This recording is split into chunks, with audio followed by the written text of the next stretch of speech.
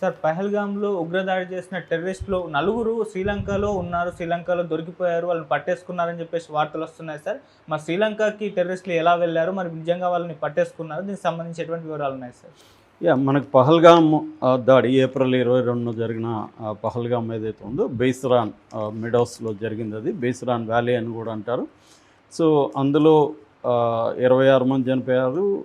25 మంది ట్రావెలర్స్. అందులో ఒకరు నేపాల్, ఒక local horse rider, Kashmiri horse rider. మొత్తం 26 మంది చనిపోయారు. దీనికి సంబంధించి ఎన్ఐఏ చేతికి ఇన్వెస్టిగేషన్ ఇచ్చారు. నేషనల్ ఇన్వెస్టిగేషన్ ఏజెన్సీ ఎన్ఐఏ అంటే.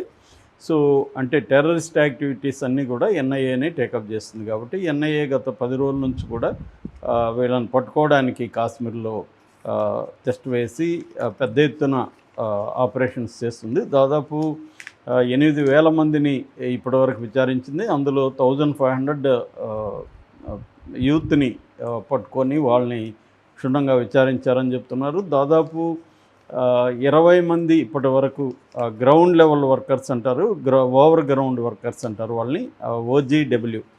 ఈ ఓవర్ గ్రౌండ్ వర్కర్స్ అంటే టెర్రరిస్టులకి ఓవర్ గ్రౌండ్ వర్కర్స్ నెట్వర్క్ ఉంటుంది కాశ్మీర్లో. వీళ్ళు టెర్రరిస్టులకు హెల్ప్ చేస్తుంటారు. వీళ్ళు బయట నార్మల్గా టీచర్స్ గానో షాప్ ఓనర్స్ గానో ఏదో ఒక పనులు చేసుకుంటూ నార్మల్ పీపుల్ లాగే ఉంటారు.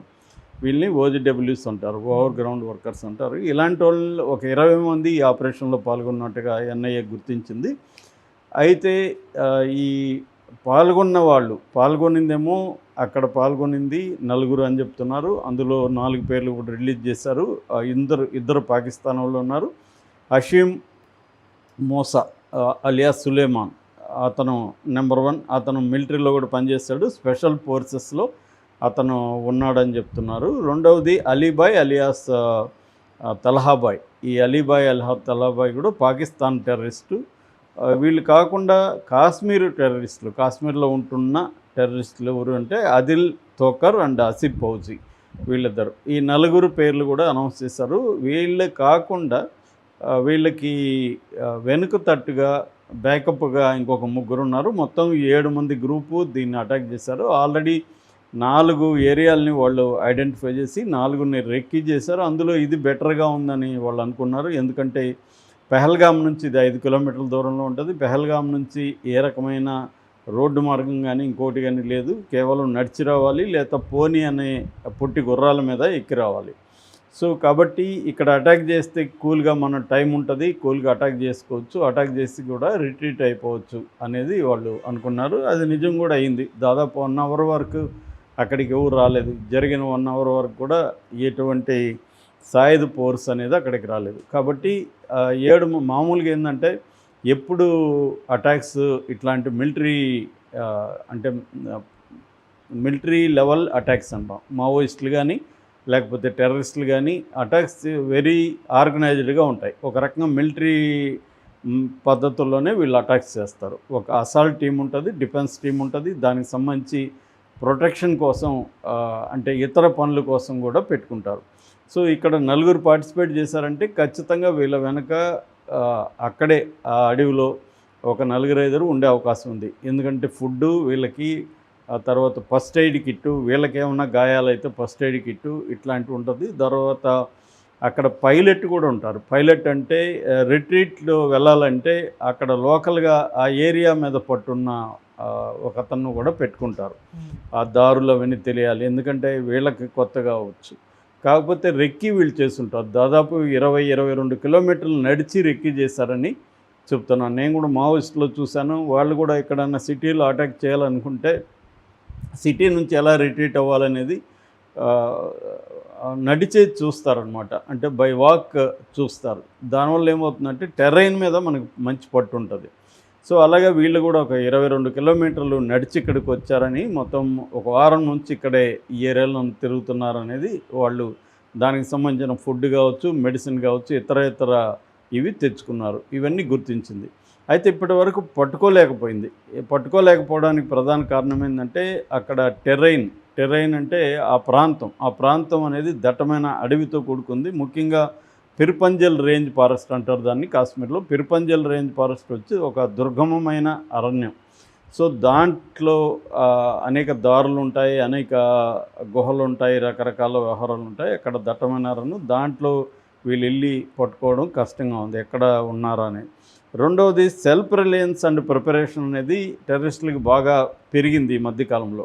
అంటే వాళ్ళు 10 రోజులైనా 20 రోజులైనా ఆల్రెడీ అడవుల్లో కొన్ని చోట్ల డంపు ఫుడ్ పెట్టేసుకున్నారు వాళ్ళు అక్కడక్కడ. సో ఈ ఎక్కడైనా ఒక చోట ఏదైనా ఇంకొక చోట వాళ్ళకి ఫుడ్ డంప్ ఉంటుంది. అట్లాగే వంట చేసుకోవడానికి కూడా కొన్ని పాత్రలు అవన్నీ కూడా కొన్ని ఏరియాల్లో పూడ్చిపెట్టేసుకున్నారు.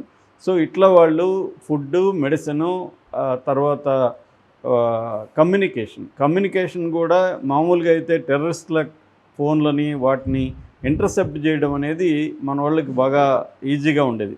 కానీ ఇప్పుడు ఏమయ్యారు టెర్రరిస్టులు అంటే, చైనా నుంచి శాటిలైట్ ఫోన్ టెక్నాలజీ తీసుకొచ్చి అవి ఎన్క్రిప్టెడ్ మెసేజెస్ ఉంటాయి, దాన్ని ఇంటర్సెప్ట్ చేసే మెకానిజం మన ఇండియన్ ఆర్మీకి కావచ్చు, ఇండియన్ ఇంటెలిజెన్స్ ఏజెన్సీకి లేదు. అందువల్ల కూడా వీళ్ళని పట్టుకోవడం కష్టమవుతుంది.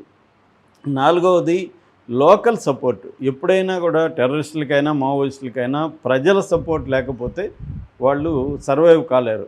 ఖచ్చితంగా ప్రజల సపోర్ట్ ఉంటుంది. కాశ్మీర్లో కూడా అనేక మంది యాంటీ ఇండియన్ సెంటిమెంట్ ఉన్న పీపుల్ ఉంటారు. వాళ్ళు ఇలాంటి వాళ్ళకి హెల్ప్ చేయడానికి రెడీగా ఉంటారు. సో అందువల్ల వీళ్ళు జనంలో కలిసిపోయే అవకాశం ఉంది. చాలాసార్లు మావోయిస్టులు ఏం చేస్తారంటే, ముందే ఒక అటాక్ చేయాలనుకో, ఒక 2-3 చోట్ల చిన్న చిన్న సింగిల్ బెడ్రూములు కానీ, లేకపోతే బ్యాచులర్స్ వరుసగా ఉన్న చోట రూములు కానీ, లేకపోతే పీజీ హాస్టల్ లాంటివి రూములు కానీ తీసుకునేస్తారు. సో హత్య చేసి వాళ్ళు కూల్గా అక్కడ ఉంటారు. అక్కడ ఫుడ్డు అన్నీ ఉంటుంది, టీవీ చూసుకుంటాను, ఇంకోటి చూసి కూల్గా ఉంటారు. వీళ్ళేమో రూట్లన్నీ ఎదుగుతుంటారు, రైల్వే స్టేషన్లు, బస్ స్టాండ్లు అన్నీ. వీళ్ళేమో నగరం నడిబొడ్డులోనే చిన్న స్లమ్ ఏరియాలోనో లేకపోతే ఎక్కడో చోట ఉంటారు. సో అది ఎట్లా కనిపెడతారు? అలాగా ఈ టెర్రరిస్టులు కూడా ముందే ఇవన్నీ ప్లాన్ చేసుకొని ఉండే అవకాశం కూడా ఉంది. అప్పుడు వాళ్ళని కనిపెట్టే అవకాశం కూడా లేదు. సో అదొక ఇది. రెండవది ఏంటంటే, మన ఇంటెలిజెన్స్ వ్యవస్థ టెర్రరిస్ట్ వ్యవస్థను డామినేట్ చేసే విధంగా అప్డేట్ కావట్లేదన్న విమర్శ కూడా ఉంది. ఏదేమైనా ఈ అనేక కారణాల వల్ల వాళ్ళని ఇప్పుడు పట్టుకోవట్లేదు. నిన్నక వార్త వైరల్ అయింది. అదేంటంటే, చెన్నై నుంచి బండారు నాయక ఎయిర్పోర్ట్కి వెళ్ళే ఒక ఫ్లైట్ UL 122, ఇది శ్రీలంకన్ ఎయిర్వేస్ ఫ్లైట్. ఈ ఫ్లైట్లో ఒక 6 మంది ఈ టెర్రరిస్టులు ఇక్కడ నుంచి చెన్నైకి వెళ్ళి చెన్నై నుంచి ఫ్లైట్ ఎక్కారనే వార్త వైరల్ అవుతుంది.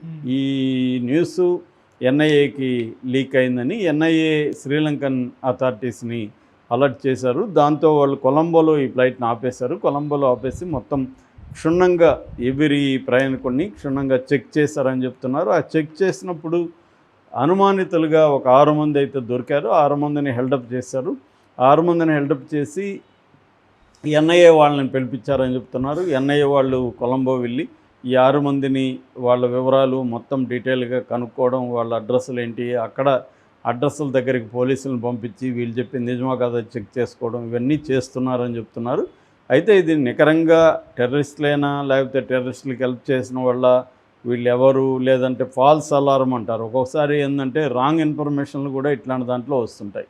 సో అది కూడా జరిగే అవకాశం ఉంది. ఎందుకంటే ఇప్పుడు జరిగి ఈరోజు 11వ రోజు, 11 రోజులు అయిపోతున్నా ఇప్పటికి కూడా మనం ఈ టెర్రరిస్టులను పట్టుకోలేదన్న విమర్శ పెద్ద ఎత్తున వస్తుంది.